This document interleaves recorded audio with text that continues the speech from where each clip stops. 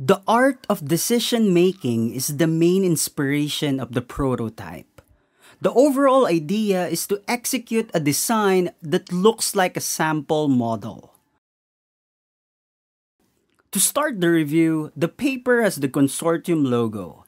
In addition, it also has a factory identification tag to exemplify the context of the pair. It has a vibrant volt green prime knit upper with a mix of leather materials in between the midsole. This leather materials that goes around the shoe gives support and strength for better upper structure. Closing in, the heel cap resembles the OG ultraboost. A consortium-style tongue branding, a cuffed sock-like collar, a heel pull, and a unique insole. For $220, this is a hard buy. But if you're planning to buy one, go true to size.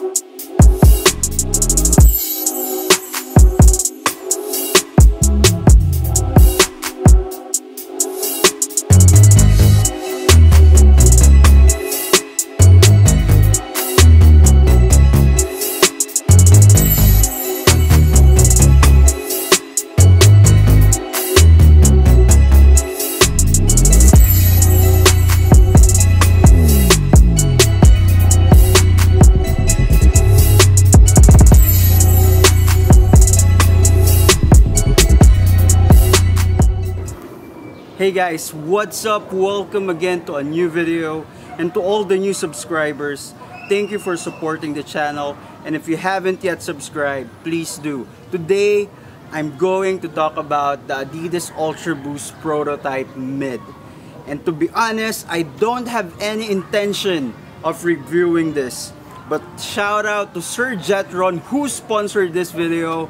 He is the one who pushed me, who insists that I should review the ultraboost prototype. I texted him, he texted me first, sir, the ultraboost is out now at Commonwealth. And then I replied, are you sure? Do you want me to buy you a pair of the prototype and review it? It's 12,900 pesos. Are you sure? And then he replied, yes, he wanted this pair badly. And now it's here, and to be honest, yes, for 12,900 pesos, the SRP in USD is 220 or just 11,000 pesos. But at Commonwealth, right now it's still sitting there because it's 12,900 pesos. It's too much for a pair of ultraboost, and this is not specifically a collab but a consortium release. That's why the next question is this worth it for the price? Knowing that price, this is a hard buy. But as I take time to appreciate the overall context of the design, the context, the inspiration, I tried my best to understand the analogy of this pair. Why it's weird, why it has alternating design, and I understand it. It means that this is like a sample pair of how they do the decision making of a certain ultraboost, which is for me, it's like a form of art, a form of what I'm doing, thinking of what video will I release, what kind of video will I release when there's a new model. So there's that kind of inspiration, there's kind of the thinking of hard work. And for 12,900 pesos, I think this is worth it because of the overall materials and the overall concept. The leather quality is nice, it's clean, and the overall materials such as the prime knit, it's smooth and refined compared to the regular 4.0. The only problem is the sock cuff is constraining. It will stress you after wearing it for about an hour.